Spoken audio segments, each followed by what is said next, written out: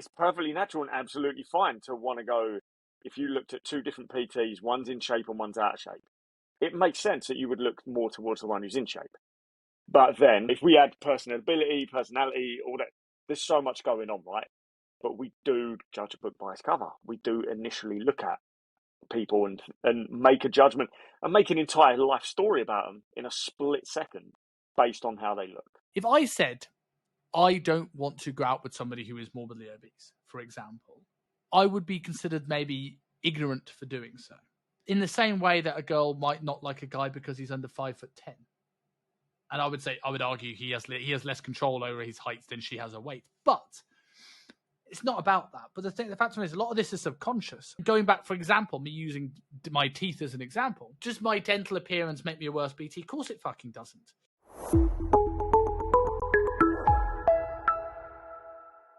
So, Rob, it's been, as we said before we came on air, it's been a couple of weeks. And the reason it's been a couple of weeks, for anyone that knows me knows what I'm about to say, but I have done probably one of the most scary things I think I've done in a while. That I have a horrendous track record of dental issues as a kid. And on the whole, like, for anyone that's seen me and goes, oh, Simon has shit teeth, right? I want to take a closer look at any old video or photo of me. And what you'll realize is that front tooth was horrendous. And yes, I do say tooth because I'm a peaky blinder. But the rest of them weren't terrible. They weren't great. They weren't terrible. Never had a filling in my life. But when I was 11 years old, I had an extra tooth that came out and pushed out too. So I had cut open under general anesthetic, stitched up ear to ear, took out that tooth, had braces put in. And what I realized down the line is while also that gave me the nickname Cyber Tooth as a kid, because I had a front tooth that came over my bottom lip, which kids are cruel. I realized that tooth killed the root of two teeth to the point where as a 32-year-old I had a wobbly tooth. And wow. For people who don't know, people who just listen to the podcast and follow me on Instagram or know me personally, I decided whilst I'm here and I'm getting married in August to take a trip over to Thailand from a recommended dental place and decide to get myself in the process, trip 1 of 3, to get a full set of veneers and a bridge to cover these two teeth. And I hated dental work. I was shitting myself. But thankfully, not too bad. But it got me thinking of a topic, which I think you're quite excited about. And part of the reason I did this is for wedding photos, but part of the reason I did this is I'm about to start a business that's online when I move back to the UK. And I thought first impressions matter, and me having a good smile and a good dental appearance will help me in my business. And I thought it was a really interesting concept, thinking, should it matter? Should it matter? Do my teeth make me a worse PT? So to bring you into this after a long monologue of what's happened, do you think things like dental appearance, skin, hair, facial hair, are these important things for a personal trainer or business owner to have nailed down? It's such a tricky area, right? We have to recognize the fitness industry itself is a very superficial industry, but that also feeds into human nature as well. So the fitness industry is very much an aesthetic-based industry, more than fitness industry, some would argue at the moment. It seems to all be about how you look rather than what you can do, or longevity, or actual health, or the real definition of fitness. It does seem to be more of an aesthetic thing in a moment.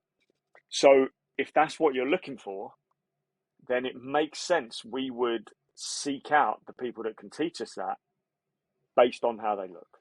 It would. And judgment is wired into our DNA.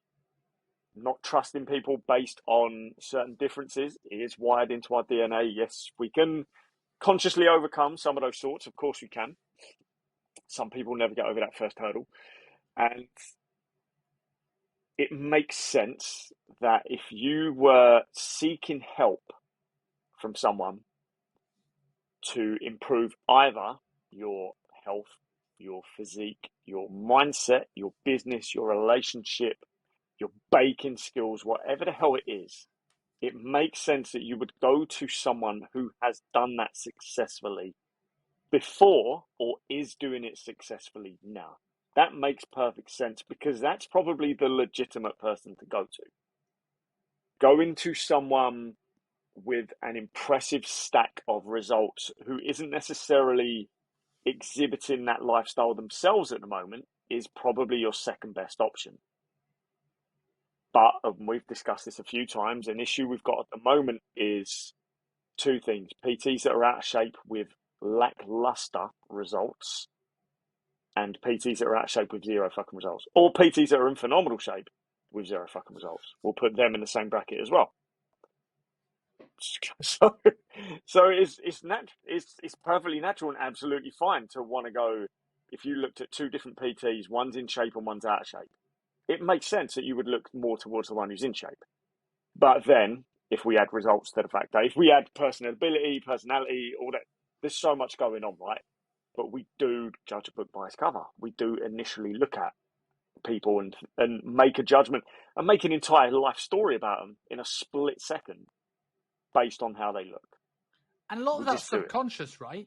Like, yeah, it's like the big and beautiful thing. And we're not necessarily going to get into this, whether we like this fat acceptance thing or not. We've spoken about this before, but there is this thing now. There is this thing now where people, if I said I don't want to go out with somebody who is morbidly obese, for example, I would be considered maybe ignorant for doing so. Now, in the same way that a girl might not like a guy because he's under 5'10", and I would argue he has less control over his weight than she has her weight. Yeah. But it's not about that. But the fact is, a lot of this is subconscious. And then going back, for example, me using my teeth as an example, does my dental appearance make me a worse PT? Of course, it fucking doesn't. And I could sit there and go, well, it shouldn't matter. Well, maybe it shouldn't.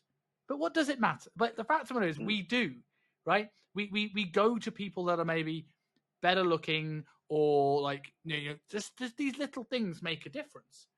So whether that is subconscious, whether it's fair or not fair, what are you going to do about it? If you want to play, sometimes you have to play the game. And I'd also add in that as well. It's like, and as somebody, and I've never been someone who's, you get those people who are like somehow like they're perfect. Their beard always looks like their hair's always gelled and it's perfect. It never moves, no matter how humid and hot it is. And you go, how do you have a 17-hour morning routine to look this good? Like it's, a Christian Bale, American Psycho, Patrick Bateman style morning routine. But like, you do see the people who they come in smart, the hair's in place. You go, this person takes themselves seriously, and that shows character traits that someone may want in any professional. Not even necessarily the fitness professional. So it might not show your skill set in terms of your knowledge, but it might tell a lot about the intangible qualities in terms of your work ethic. I mean, looking after yourself does exhibit certain traits that are likely serving you in other areas of your life as well. But again, it's such a wide spectrum of people that how many good-looking young guys with sharp haircuts and bodies physique, and they're always in freshly pressed, tight black t-shirts and Gymshark or Vanquish trousers and what have you, but just shit PTs with no personality. Like, it doesn't always carry over. But maybe, I don't know, maybe they're steered down the wrong path by their business mentor, and who fucking knows, right? I'd be intrigued. But the issue is, I'd be intrigued to know, though, necessarily, like whether they're good or whether they're not good. How many of those PTs you're saying that look great but maybe not good, compared to a phenomenal PT that is a bit rough around the edges? I wonder, like, if they both started from zero tomorrow, who would make the most sales in a month? And we're not here to discuss whether this is right or wrong. We're here to discuss what, like, is these things important for a PT to have? And we said before the air, V-Shred isn't a good PT. Now, V-Shred's got a lot of marketing budget behind him, but V-Shred is also very good looking, and that's where he is where he is. Another great example, if you look at Mike Thurston. No, I don't think Mike Thurston is a terrible PT, but what I will say is Mike Thurston's selling point is, look at Mike Thurston. Yeah. Right? So, like, you can sit there and say you like, and I'm not necessarily claiming that Mike Thurston's enhanced or not. We've done an episode on steroids and talking about people like him. Yeah. But what I am saying is that let's hypothetically say that he was on gear, and let's hypothetically say he's got veneers, and maybe he's like said he's had maybe a nose done or gets a great haircut once every 2 weeks. These things might move the needle in his business. So if you're not doing them, why aren't you doing them? It also comes down to why, if you're not really looking after yourself, why not? That kind of really like flies up red flags about potential other areas of your life that other people will see, whether it's true or not. If someone looks like they're not looking after themselves, we automatically assume maybe their house is fucking covered, maybe they're like a hoarder style house, and their relationship shit, maybe they're angry all the time, like who knows? The list goes on and on. Just based on the fact someone's not doesn't look like they're looking after themselves. But why wouldn't you do that from a personal perspective anyway, regardless of what anyone's going to think? Why wouldn't you like try to make yourself look your best? Because you can feel your best. Like, take other people out of the equation.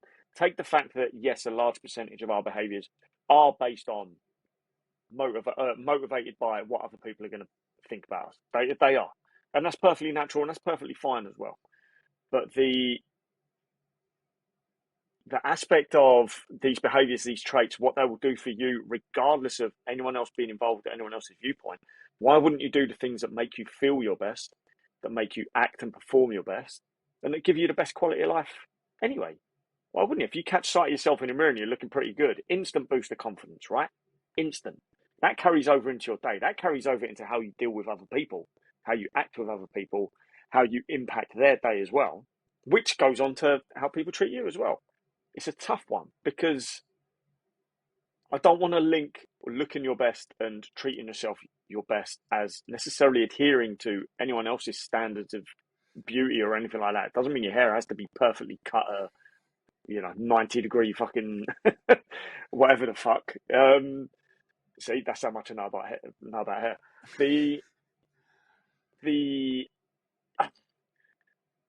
we don't want to be a cookie cutter, right? You want to embrace your uniqueness. You want to look the way you want to look, that gives you the most confidence, without ignoring reality, the consequences of reality. Of, you might feel that you look amazing being classed technically as morbidly obese, but we know that's not the case in terms of how you feel, how you act, how you perform, and your longevity. So we've got to look at all bases, right? And also how the world sees you, because and again, of course. Going back to the point I made earlier, it's like, is it necessarily fair? Does being overweight make you a bad person? Does it make you unattractive? So some people might everyone has their own preferences, but we can't argue the fact that the majority of the world has a certain preference, and it's not certainly specific, right? But and it sometimes, and again, this is where it's a really interesting topic, because where is the line between I'm going to treat myself well because it's going to aid me in getting what I want long term, versus I'm going to look at making myself happy on a day-to-day basis. Like if I'm a personal trainer, and let's look at me right now. So I spent money on this dental stuff. I'm dieting right now.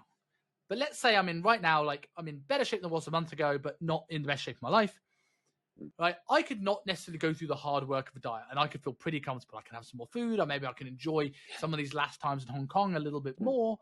And that may be making me happy right now. And maybe I don't ever need, I've proven I've done that. Maybe I don't ever need to go there ever again. But also, if I got shredded, and going for that confidence boost when you look at yourself, if I got shredded for the first time with like ridiculous Hollywood smile, how much confidence is that going to have? How much is that going to translate into the business? How much is that going to impact my social media inputs and efforts, which is going to get more eyes on the business? So at what point is this battle between, and this is where it only is important when it comes to a business owner, because I suppose if it's not a business owner, the general thing is like, who cares what people think of you? But at what point is there a line between this is what I want for myself and this is what actually is going to drive the needle forward? Like the harsh truths of the world that people often don't want to talk about. Yeah, we've covered this multiple times on my belief that the world's suffering from an identity crisis at the moment. We don't know who we are because our thought, we've been exposed to too many other people's thoughts and outputs too much that it's affected our own input. So it's impossible to know, really. It's really, unless you took some actual time, like decent amount of time away from civilization, which is tough and potentially detrimental as well. How can you ever really get to the root cause of who you are and what you actually want? I'm sure there's some Or guru do out you there even know? selling the course. Will Like, we ever know? I Will we ever don't know? know. Like, I'm diet right now for my wedding. I think it's what I want, but I don't know. Like, how much of it is me going on social media and seeing Chris Yeah, Bumstead and all these other guys? I keep getting the yeah. adverts at the moment for, the guy keeps talking about Epoch on social media. He's been doing like calisthenics on a playground. And he's one of these God. sponsored ads, right? Oh, And fuck it's a sack of shit, right? But I look at his physique and I'm like, Jesus, he's not that big, but like I've looked better than that. So I want to look better than that now. And how much is that getting into my psyche? How much is that is Yeah, influence of other people that I am, in this case, consciously aware of? But how many other non-consciously aware of things? I've watched enough Darren yeah. Brown in my life to know. And if people don't know Darren Brown because they're like from different countries, Darren Brown is a mentalist, magician, UK magician, and he's done things like he's convinced someone to assassinate Stephen Fry based by subliminal messaging. Right? He didn't consciously think I'm going to go and kill Stephen Fry that day. He saw billboards and things in the back of his psyche. Now, I'm not thinking I'm going to go and assassinate someone tomorrow, but what I am thinking is like, do we actually know what we want and how much of it's conditioning? And part of it's really just competing. We do live in a hierarchy. We do. So there's a natural competitiveness instilled in us that used to be the case of, right, who can father the most kids in the tribe, who can go out and catch the beast, who can fight off the warring tribes. We don't have that anymore. So now it's a case of, well, we're competing in terms of status, competing in terms of looks, physique, in terms of notch count, whatever the hell, right? So the competitiveness is still there. It's just changed. And the people that haven't got this competitiveness have just kind of cashed out. And these are the incels and the whatevers, the people that just completely, or just the people that are content. And I sometimes look at those people and go, some. Sometimes I go, am I jealous? Like my dad's a very simple man, right? Like he doesn't want any big things. He doesn't want to have his own stage show or anything like that. He doesn't have the dreams we have. But he's happy at home. He watches rugby, he enjoys a beer, and like I sometimes think, God, would life be easier if that was the case? But also, I also like the personal standards, but I don't know. That's what it. Like do I want? that's the key word, standards, right?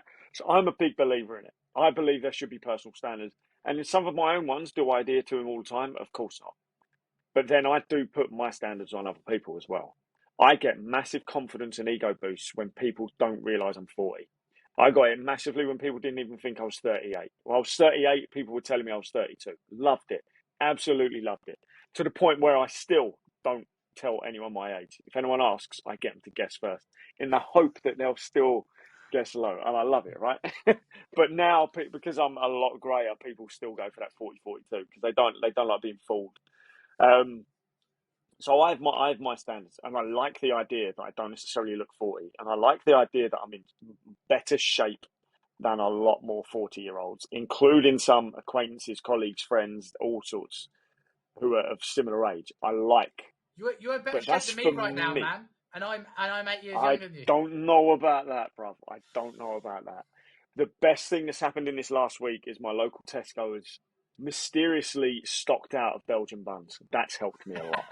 If they were in stock, I'd be in even worse shape now, right? But I kind of, so as an example, I catch myself there, just automatically walking from the gym. I'm probably going to go get a drink or something. I don't need to go to Tesco, but I know that going to Tesco instantly doubles my step count than if I went straight home. So there's little benefits too there, right? I could just go to Tesco, do a loop of it and walk home, get tons of steps, not worry about extra calories. But I find myself automatically going in, especially if I'm under stress, because stress is my trigger for my sweet tooth.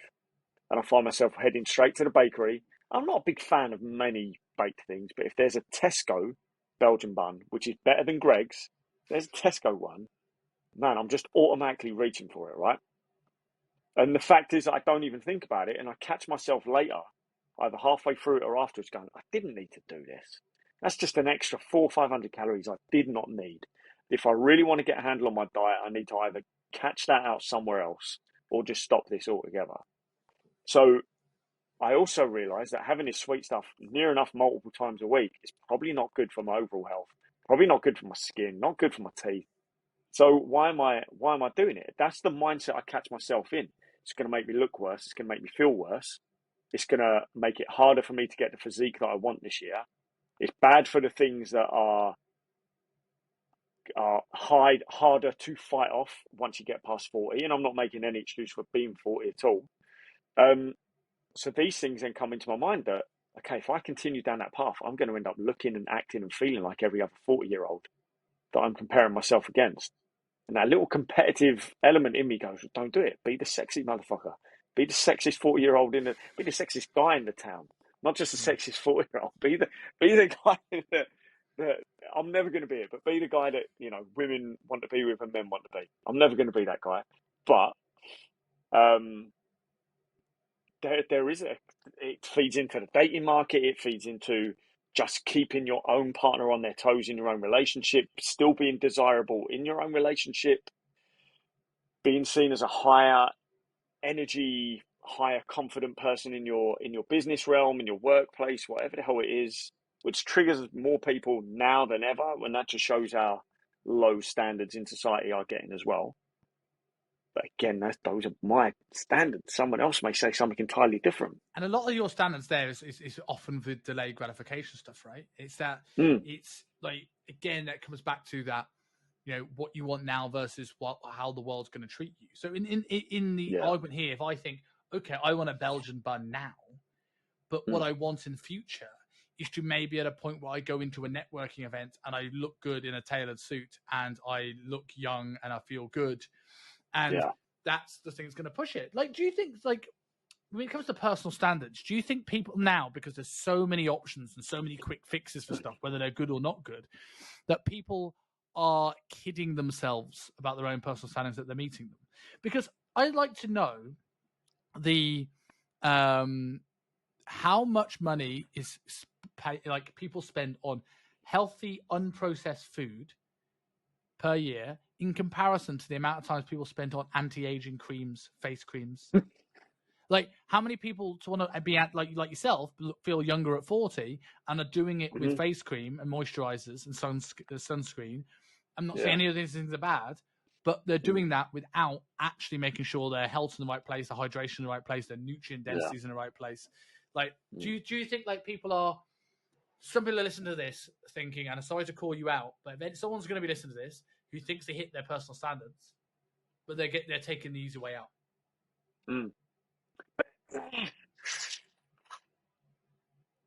I saw a post yesterday, as a super quick diversion. I want to say it was Lad Bible. This guy lost however many kilos it is, but he had surgery, right? It wasn't through his exercise, through his diet and lifestyle and stuff like that. It was through major fucking surgery. But he looks all right. He feels amazing. He's extended his life.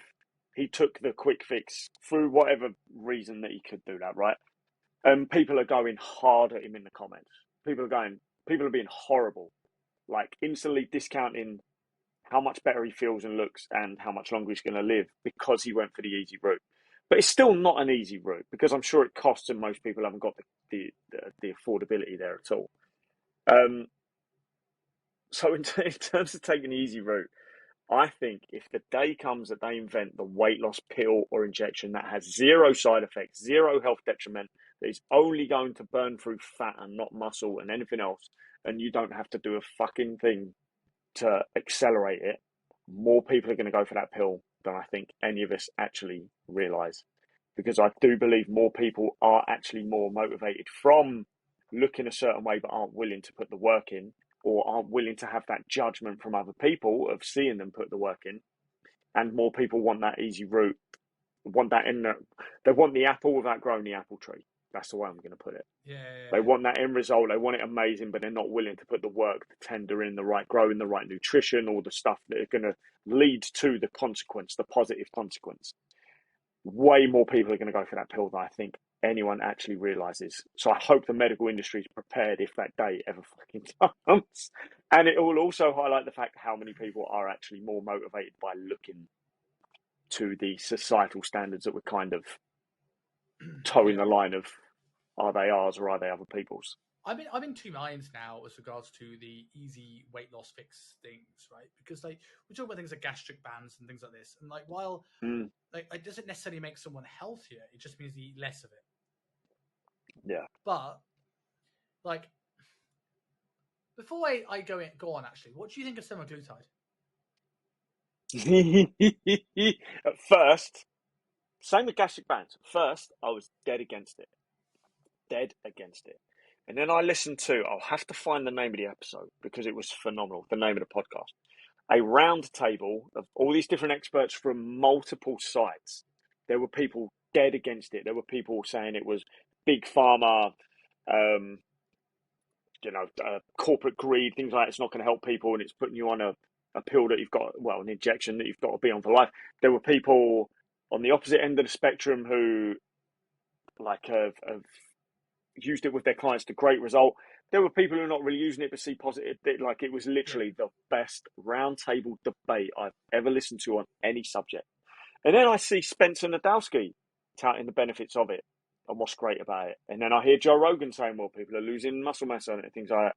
So I looked as deep as I possibly could, and I can't find a reason why, if you're in the exact demographic of people who needs it, why you wouldn't be taking it. Then I also hear of American celebrities that are taking it and giving it to their friends in the run-up to award season. I'm like, you're a fucking moron. You're a weak moron. Like, how dare you give it to your friends? Because there's a very specific need. There's a type of person that needs this, and they need to hit certain criteria to be getting it. You've obviously got Dr. Feelgood on Hollywood that's just supplying you, probably with a ton of other things as well. Which is why you all have heart attacks in your 50s. But you're giving this stuff to your friends with no clue about what's going on in their system. But that's another rant for another day. So I think it's one of those things that can give people that faster step over the first hurdle. So why the hell, if they're struggling and if they're in that demographic and they tick all those boxes, why would I be against them being on it?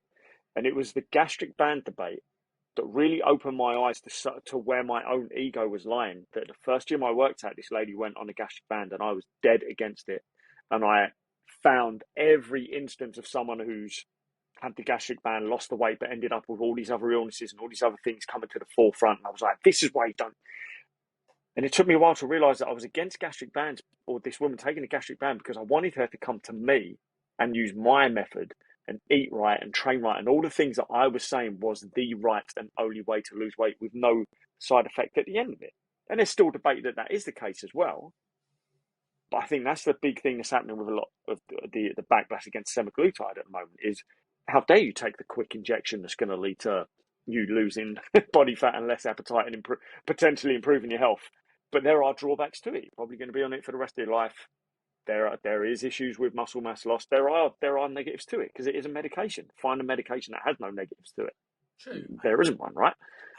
I don't. I think I also think looking at the studies in terms of muscle loss, they're not as dramatic as people think they are. So there is and again, is that just because it's an appetite suppressant? And again, most of the people that are going to be on it, are they going to worry about too much muscle loss anyway at this stage because we don't have much to begin with? Yeah. The way I think about it now, there's a great guy who's actually just agreed to come on the podcast on Instagram called Walk More King. And he talks about energy flux and activities and ways to get steps in and big things. And he makes a really good point in general about steps, not about semaglutide, but it'll tie in. He's like, we're in a world now where highly processed, calorie-dense foods are more accessible than ever before. We're in a world that is more overwhelmed and stressed and minimal in time and minimal in sleep than ever before. And so his argument is, well, the easiest way to combat it isn't to diet, it's to get your energy up. Because you're familiar with the energy flux term, right? Like, for people who aren't, if I'm on 2,000 calories and move 2,000 calories, and Rob was on 4,000 calories and moved 4,000 calories, we think we both be on level pegging. We're like maintenance calories. But no, Rob's in a better position. Because of all the things of actually moving muscles and the energy output and all that sort of thing, right? So there's and when I look at switching this back to semaglutide, I go, well, in an environment where it's more difficult than ever to get in shape. And some people are born having played 7 or 8 sports and are born in parents that eat healthy food. And some people have had pot noodles for lunch and dinner since they were born. And you're saying you're saying this is a level playing field? It's not a level playing field. And if your emotional issues and hunger and all this sort of stuff is the reason why you're not getting in shape, there's not much I can try and give you all the things, but if there's a hardwired mental reason why you're struggling here, all this lifestyle stuff that I'm trying to do isn't going to get there. But if I give you some semaglutide, we can sort that issue, at least temporarily. This means that we can solve the biggest thing that's holding you back, and then we can actually work on some of the health stuff. Because I can't work on this health stuff when you're so consumed by your emotional issues with food. So I don't think it's necessarily as bad. Bringing this back to this alternative self-development, because I say alternative because people talk about improving mental health and physical health and their weight, but no one talks about skin and hair and nails and teeth. Yeah. But where is it too far? Like in this example, you said to me that you want to look like younger than 40. You want to be the best looking, youngest looking 40-year-old available, right? So would you live like Brian Johnson? Because that's what you'd need to do. If that's the goal, that's the end, that's the epitome. So at what point is it too far? Yeah, it's true. It's and for the record, if anyone's thinking that's not Brian Johnson, the lead singer of AC/DC, but I don't want to look like him. I want to sing like him, but I don't want to look like him. No. Although he looks good in a cap. Yeah. This is the big thing with. We look at the Henry Cavill, Superman, Jason Momoa, 300, all the people that, funnily enough, were trained by the same trainers that haven't released their training program. So why Men's Health and Men's Fitness and all these other independent sites can tell you how they train? Makes no sense. But that's the big thing. If you were to go to them and say, right, I want to look like Henry Cavill, cool. We've got to go back in time and make sure your parents intersperse their DNA with Henry Cavill's parents. So you're more likely to end up looking like Henry Cavill. Or you've got to go through the multiverse. You can actually embody Henry Cavill's spirit, soul, whatever. You can't look like Henry Cavill. Nothing you do will make you look like Henry Cavill. Nothing you ever do will give you Henry Cavill's physique, because you have your potential physique based on your DNA, but your work ethic, how your body's going to be shaped, the exercises you like doing, what sort of training program you follow anyway.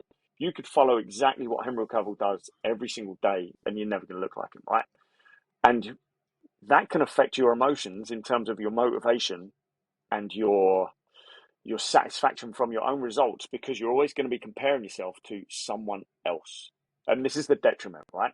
So I would never say in any of my marketing, I would never say to any of my clients, you do this because you'll end up looking like. No, it's always you'll do this and you'll end up looking your best. You'll end up feeling your best, regardless of what your physique ends up being. We know people with abs that are kind of wonky. We know people with abs that are really, really high up. We know people with, they don't have to lose as much body fat, and you see the full 8-pack and veins and all sorts of stuff. People with wide delts, people with short lat insertions, all sorts. And there are some people with those things who will look at them and go, oh my God, I want that fucking body so bad. But it's not necessarily going to be on us. Like, turns out my abs, thank God, are kind of thick. I don't have to lose a ton of body fat to see a large percentage of my abs. But you're also probably not going to see veins on my abs unless I go further than I've ever dieted before. And sometimes I look at people like Max Rogers and I go, man, I wish I could see abs on my fucking brains. They look so fucking cool. But I have to take myself out of that equation and go out of that scenario and go, that looks cool because it looks cool on Max. I love that look. Max looks fucking amazing. It looks great. And again, not to necessarily call out Matt, but you'd have to do things that maybe you're not willing to do to have a body like Max, right? Yeah. And I'm not I have no judgment of anyone using anything to enhance their physique, semaglutide or testosterone, growth hormone or otherwise. Goes both ways, right? But goes both ways. It is one of those things where that is a choice that you've made. Like, I see people that judge steroids all the time, but bang loads of Charlie on a Saturday, right? Like, exactly. Like, what fucking right do you have to judge testosterone? Like, because most people get their testosterone from a doctor. You don't even know the guy in the back alley that gave you that bag of white powder, right? So like, Yeah. that like, but I don't. Yeah. But again, people would compare themselves to physiques that they're not willing to do the work that is required for that, and Sure. so it's not realistic, and Totally. two, may not be willing to do the extra stuff and the risks taken to get that physique. Yeah. And that's why a lot of my work I do with coaches is first thing I talk. I decided to do a weekly lecture. I'll do it after this with the supercharged guys from Ollie Carson. My first lecture was all about setting expectations. And I the big thing I remember once, I had an online client that looked a bit like Weird Al Yankovic, and he sent me a picture of Terry Crews.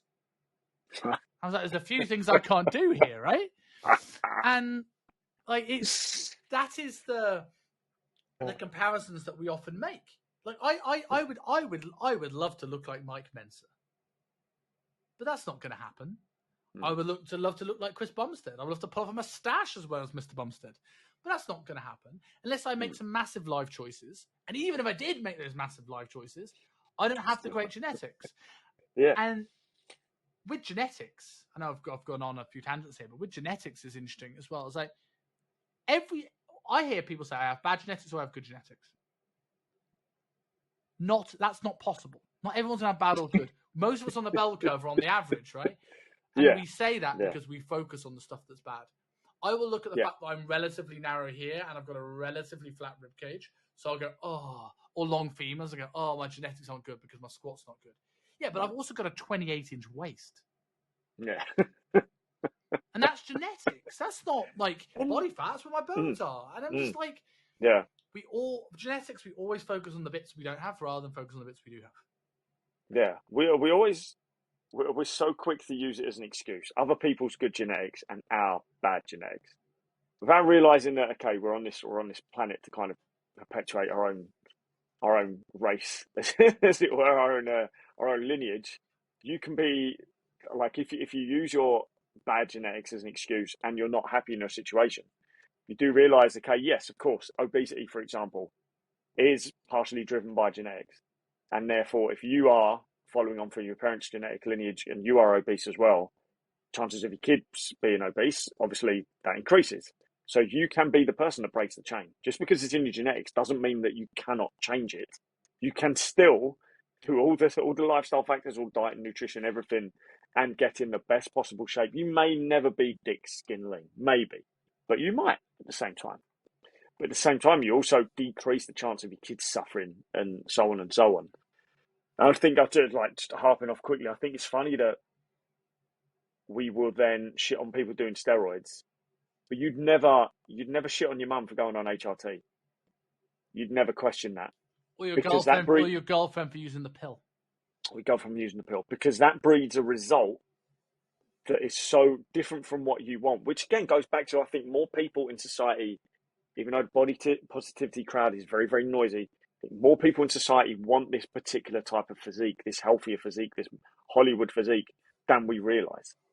And that's what triggers them so much about people going on steroids, about people having coaches, about people being able to afford PTs and private chefs and good genetics and things like that, because it just highlights the fact they haven't got that. So whilst you would, yes, you wouldn't shit on your mum for going on HRT, and this, at some cases, it's fucking necessary, right? So it's because the result that gives her doesn't trigger you because it's not something you want for yourself, because it's not physique related necessarily. Yeah, energy wise, of course, yeah, but you're more motivated by the aesthetic side, and that's why steroids get such a bad rap. Yeah, gets such a bad rap, and the problem is, especially for men, this means our HRT, TRT supply is terrible in this fucking country. I think there's only a couple of companies that I would trust, and even then they can't necessarily supply. I certainly wouldn't be going to the NHS for it. So I think because of that as well, because of this perception around steroids, that side of the industry is going to suffer for a long while, and that means fellas are going to suffer for a long while. So, like, going back a little bit onto some of the other stuff, like we spoke about earlier on about like the personal standards, about having your hair a certain way, looking a certain way. Like, when is it too? When again, we're going back to this "when is it too far" question, in the sense of like, if I've got, let's say, a certain amount of money in the bank and I'm going to invest in my business, and I could invest in my education, which is going to make me alternatively a better PT. But again, if you, let's say this person has invested in a decent amount of education, like it more is just adding to their skill set rather than they need it to be competent, right? At what point does, like, I don't know, spending £4,000 in Bangkok for a new set of Smile, or having a watch like this, which like I'm not trying to show off. This is from Shenzhen. This is not from an Omega store. Like, but why do I have this? Like that's the point of exactly. Like, I've not paid for the real thing, right? But why am I compelled to look like I have an Omega on my wrist? Why does that matter? And the question, does it matter? Like, does me having an Omega on my wrist actually push the needle forward of people thinking, I'm going to go with that guy? Or is this in my head? That's the kind of question I have for you. Like, does this stuff overall, does it actually fucking matter? Or is it mostly up here? It matters to us more than anyone else. It's both, right? Which is a cop-out answer. But it's both because, again, we're in this hierarchy. We're in, whether we're single, married, whatever the hell, we're still in this dating hierarchy as well, this attractiveness hierarchy. And that's part of what a lot of our motivation still bred by, even when you settle down. We want to remain, ideally, not everyone, and it's slipping, we want to remain desirable to our partner. We like the idea of being desirable to other people, even when we may never actually act on that, which is another standard entirely. That's another podcast. The little status symbols, whatever the hell it is, it's part of it is it improves our own life. I'm probably never going to buy an expensive watch. I'm not really motivated by watches. I don't particularly like wearing watches. It's rare that you'll see a watch on my arm. I just feel uncomfortable with them. I have tiny wrists, so unless it's a leather strap, it's not fitting on there anyway. It's going to clang around. So I just don't wear watches. I can appreciate other people value them, and they may be very well educated in them and obsessed by them. And they may spend like 6 figures on a watch, and cool, that's great. It doesn't impress me much. I also recognise some people with their supercars and things like that. I love the idea of driving in a fast car. I love it. I'm not particularly knowledgeable on cars. I will then have a certain perception on people that have those cars more than I do over watches. But I also used to have a certain perception on people, fellas especially, that would get some sort of, not necessarily plastic surgery, but constantly dyeing their hair, getting their teeth done, skin things, all sorts of stuff where I used to think to myself, why are you just fighting against nature, right? You're just prolonging the inevitable and it's costing you money that you don't need to spend, things like that. But now I think to myself, I've completely turned around on this. So now I think to myself, well, if there's anything that you could consider as holding you back, whether that's based on your physical appearance in your face, whether that's internally with your energy, whatever it is, why wouldn't you do that thing that just elevates you a little bit higher? Like I'm never going to dye my hair because my greys actually look all right. But there are some people out there, their greys make them look haggard and old, and it doesn't look. It doesn't, and that can affect your confidence, right? We'll just say it doesn't look good. It can affect your confidence, it can affect your mental health. So if you want to dye hair, fucking go for it. If your teeth are slightly out of shape and you want to get braces, or you want to get veneers, or you want to get them whitened, and it makes you feel better, and it improves your confidence and therefore your mental health as well, and potentially feeds into the dating market, could get you the type of partner you look for, why wouldn't you? Hair transplants. We especially British guys, we joke about this a lot. Anyone going to Turkey for a holiday, it's instantly a joke. Are you going to get the old going for the cheap hair transplant or something like that? Yeah. You know? And I saw one guy I know, an amazing guy. He's the only person I know personally that's had it done. And the photos he was posting, it looked horrific. Like as soon as it's done, the day of, I was like, that looks horrific. Why the hell would you put yourself through that? What he looks like 6 months later? Oh my God, he looks incredible. Why the fuck wouldn't you do that? Why wouldn't you give yourself that helping hand? But that also feeds into, if you're going to do that stuff yourself, then why aren't you eating better? Why aren't you trying to focus on your sleep? Why aren't you hanging around decent people that actually empower you? Why aren't you training with weights or working on your cardiovascular health, that sort of thing? If you want to tick one box, why don't you try and tick all boxes, right? Do you think there's a bell curve with how, like, the impact these have on other people? Like, in terms of, like, we've all seen a person, maybe, like, if I'm wearing this watch, I've got a nice smile, maybe more people will tune into my video. But we've all seen that person, that business mentor, that's sitting on his Lamborghini, and you just think, prick, right? You just think, like, what? Why are you not in your office doing this video with your camera? Yeah. Why are you in your garage? Yeah. Why are you on the beach in a Lamborghini? So, like, is there a bit where, like, a little bit of this status chasing actually helps, and then too much becomes disingenuous? Yeah. Yeah. It's a bit of both, right? It's what is your actual branding, right? Let's take Andrew Tate as an example. So we know Andrew Tate's lifestyle for a long time has been fast cars, spending money on supercars, the latest models, like ones that not everyone's ever going to get a chance to buy, ragging them around, or like having more than he's ever going to drive in a day, all over the world, whatever. Cool, but that's his lifestyle, that's his branding, and you get the sense that he genuinely enjoys that. Where I take offense with some business coaches that stand in front of their Lambo is, I'm like, before this photo, you never even spoke about cars. You never even spoke about, well, I didn't even know you drove. Like, it's just literally a flex shot for the fact you're trying to feign some sort of credibility that you have money. And show me a successful business. Don't show me money. Show me a successful business, and I'll trust you more. Well, this is interesting. I've got a question about that in a second, but I'm gonna I remember an advert I saw. There was this, I can't remember the name of this guy, but he's like, he was this like big black guy. He was like leaning on like two cars, like throwing a Lambo. And he was like, he just gets out the car, he looks at his phone, and he goes, just got a message from one of the guys in my program, took immediate action, which most people don't. And then, like, and I think for him, I think what he was trying to say is that most people don't take big action. But if you listen to me and take big action, you're going to get the lifestyle of your dreams. You get these cars, you're going to, bag these babes, you're going to have all this money. But how it sounded to me is like, so you're telling me that most of your clients don't take action on your program? Then you're a shit coach, right? Like, yeah. Right? But the question I was going to ask you about that, because we're saying these things, because a lot of this is to stop Instagram. So, are you more likely to stop Instagram with, like, imagine you, like, okay, we'll do two examples. First off, imagine you didn't know me and you scrolled 2 weeks ago on a video of me. And I mean, let's say I'm in a t-shirt, my hair is longer, my beard's a bit out of shape, and I have my teeth the way they were. Are you more likely to stop on that video now that I've got a haircut, a beard trim? Let's say I'm wearing a nice shirt, imagine I've got my watch on. Like, are you more likely to stop on that video? Is the camera quality going to be better? Is that going to make you stop on the video? Because I've stopped on the video for a backdrop and a camera quality. And then sometimes I'll scroll on because I don't actually care about the video, but it got me to stop. And like, here's another one. I'll actually ask you this one. If someone, like, which one do you think do you think you're more likely to listen to one of these more than the other? Someone's just got a white background, let's say like this. Or let's say I had a bookshelf behind me full of books. Instantly. Of course you are.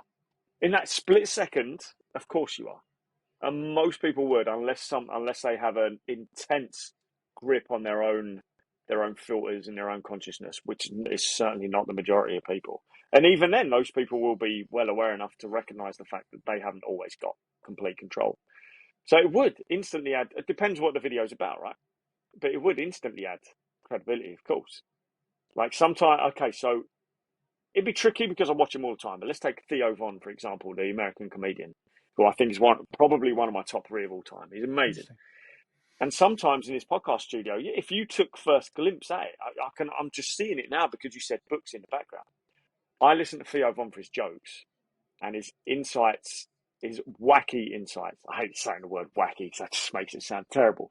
But his unique insights about the world. But yet he is in a podcast studio where there are books everywhere and it looks like an entirely different thing whatsoever. He is a very intelligent guy, but you don't go to him for his intelligent style of comedy, even though it is intelligent. So therefore, him sitting in front of that background doesn't mean shit, does it? Jordan Peterson could sit in front of a blank background and we'd still stop and go, that's an intelligent guy. Like, that guy knows what he's saying. He doesn't need the books and everything behind it. If you look at Peterson's original Zooms and podcasts, horrific quality. couldn't see what was in the background. But would you stop? Like, imagine you didn't know, because again, this is an element of you knowing who Jordan Yeah, Peterson is, yeah, and yeah, his yeah. status is based on what you know. Imagine you went back to one of those old things, and he wasn't in the suit. Yeah. Like, Very true. I'll bring up like a podcast I used to watch a lot. I still occasionally do, but the guy's gone off the fucking rails, and that's Brian Rose, right? Yeah, sure. If you watch some of the early London reels, where he's in a t-shirt and a cap, and he it just looks weird. And I think the studio and the suit and the ethos makes so much of that show. And then someone like, oh, I don't need to do that. And I go, well, why not? Like, when I go back to the UK, I'm looking for studios. I'm going to dress smarter because I'm not going to be on the gym floor coming in. So, like, why wouldn't I? Because the perception of that business coach standing in front of the Lambo for a certain percentage of people gives the perception that he knows what he's talking about because he's wealthy enough to afford a Lambo. Or rent a Lambo on credit. Or rent a Lambo on credit, or just happens to stand in front of one on holiday in Dubai. Or, like some other people, take 50 million videos whilst they're on holiday in Dubai to make it look like they're living in Dubai all year round, which I know happens for a fact. We're a very, very popular one. But the podcast studios, it just makes it look like a more professional outfit rather than us both being sat in rooms in our houses. It's or on a Zoom in a office or whatever. It just gives that perception that instant split-second perception of these guys got their own podcast studio, or these guys built it the way they want. They must be putting a lot of money and effort into this. It adds credibility because it's not two guys sat in their bedroom. It's those split-second things that we're noticing. So, yeah, like you say, books in front of the background. These are probably all the reasons why certain social media gurus tell you to have the right background and a certain light or things like that. Because it just, for whatever reason, creates this illusion of credibility, even though it doesn't. And if you go back to, I forget what the ratio is, but in terms of when you're talking, it's whatever percent how you say it rather than what you're actually saying, and whatever the third one is in there. So long since I've heard that quote, I've completely butchered it and forgotten it. But it's how you're saying it, and how you're saying it is not just how you're stood there. What you say, tonality, and how you say it. Yeah, that's it. What you're actually saying. Yeah, exactly. So these are all things that we respond to. This has been proven time and time again. So yeah, if Jordan Peterson's first lectures that ever came out were him in a scraggy t-shirt, completely out of shape, looking horrendous, probably wouldn't take him as seriously, regardless of the intelligent stuff that he's saying, because he wouldn't be a very compelling character to look at, right? So, and this is the issue with the fitness industry, right? 100%. So to close off this episode, we know what I'm doing to improve my appearance and to give me a status. It's fake teeth and fake watches, and then maybe a slightly smarter attire when I'm off the gym floor. What is the one thing you're going to do this year which is going to improve your perception to the world? Ooh, that's a good one. But I'll be brutally honest, right? Rather than one thing, I'll be brutally honest. Very, very soon, I'm going to have my bloods checked. Oh my God. And my dictation checked as well. Fucking hell. I'm going to have my bloods checked. And if things are low, then 100% I'm going on TRT. I'm going on, right? That's going to make me feel better. That's going to improve my overall 100%. Health. And chances are limited, but there may be some physiological adaptation as well. But it's very, very limited with the actual TRT dosage, right? I am unlikely to ever dye my hair, but I'm going to get my hair cut on a much more regular basis. I'm going to shave on a much more regular basis because certain videos I've looked at myself when I'm unshaven and hair's long and I look tired and haggard. I'm going to get out in the sun a hell of a lot more because it's summer, and then I'm going to renew, because I'm in Essex and we've all got one in our basement anyway, I'm going to renew my memberships with Sun Studios so I can do a little bit of tanning on the bed as well, keep it topped up all year round. But probably the biggest thing I'm going to invest in, ideally this year, is probably, I don't think I'll get veneers, but I'll definitely get braces again. Definitely get braces again. I had them when I was younger, and my top have remained straightish. There's a couple out of whack, and my bottom just seemed to go again, right? So I want them straighter again. That may lead into veneers. It might do. I'm going to go speak about my options, right? I would definitely look at what we call composite bonding, we, like I'm a fucking dentist. Like what they call composite bonding. You're a pro now. Well, Are you sponsored? You're a sponsored athlete now. Sponsored. Yeah, they're getting paid by this dental surgery in Bangkok. But rather than having a veneer where they grind down and put the thing on, right? Like with these, they're going to get composite bonding, where they just sort of like take what you get fillings with and they just fill in the gaps. So you just straighten and just even up everything. And that probably will be more of an immediate thing and also less uncomfortable than getting braces. Yeah, because that's the thing, remembering the discomfort of however many years of braces. It's not something I necessarily want to go through again. But again, am I just chasing the apple without growing the tree? So, but mate, there are things I'm going to do. Of course there are. That I may not have thought about 10 years ago because I had the gift of youth back then. But I am over 40 now. I have to recognise things are going to decelerate a little bit. So why wouldn't I do the things that make me look my best? That also, yes, of course, that is motivated by other people's perception of me as well. But I am more motivated by people. How can I put this? I'm more motivated by people going, that geezer's teeth look good, that geezer's skin looks good, that geezer's hair looks good. More so than anyone saying, I just got veneers, I just got a private barber, he's on TRT, whatever. Those people don't motivate me to, or demotivate me either way. Like, I can brush that off quite easily. I think they're to close off this, I think the message I kind of want from this, within reason, people always talk about, it doesn't matter what anyone else thinks of you. You should do what you want to do and not care what other people think of you. And I think on the whole, that's a good message. But I also think sometimes there's nothing necessarily wrong with thinking, maybe not caring what other people think of you, but thinking about and considering what other people think of you, because other people are the gateway to some of the opportunities that you're going to have in your life. Yeah. So even if you think you're the fucking bomb, if doors are closed in your face because of things that may not be fair, right? Having that consideration is going to be the big thing. So for people who want to improve their perception, we know that you're helping people verbalize and writing in terms of copy. You're helping people with their social media presence, and you're helping people get in shape and feel great. So if you want to find more about Rob, tell us where. Fat Loss Fastlane on most platforms is the easiest and most active out of all of them. To be fair, people now message me about their copywriting on that page because I'm so inactive on my actual copywriting and stuff. That's the best place. Stick with one. You spread yourself too thin with 3 Instagram accounts. Just stick with one. Do it well. Oh my god! Five. Yeah, you count Paul Mort. Like Paul Mort's Instagram account. Yeah. They just chat to you. Yeah. So that's one of my goals this year: is less fucking access to Instagram account.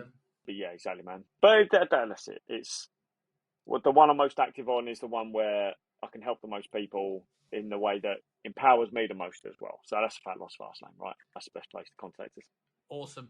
And again, I was thinking, what am I going to plug for myself? Because by this point, the course will be full and going by the time this comes out. So I'll just plug the show. If you've listened this far and you enjoy the show, by the time this comes out, I'll be back in the UK. I will be taking this more seriously, putting more time into it, and I would really, really, really appreciate your guys' support. So if you like the show and you haven't shared it with all of your friends and family, and even just go up to people in the street, get with Spotify and shove it in their face. If you're not doing that, do all of that stuff. Share it, throw it at people, force people to listen to it, put the headphones in their ears for them, do all of that shit. So we can do more of this. We can get more studio stuff. We can improve our status and how we look doing the show, and we can get on better guests. And then for all other things, Kingsley Dutton on Instagram. That might change when I come back as well. I'm still thinking of a cool name. But as it stands, that's what it's going to be. And I'll probably be more promoting online coaching by that point because I'll be mid-mentorship. But Rob, pleasure as always, man. And I'll catch you next week. Boom.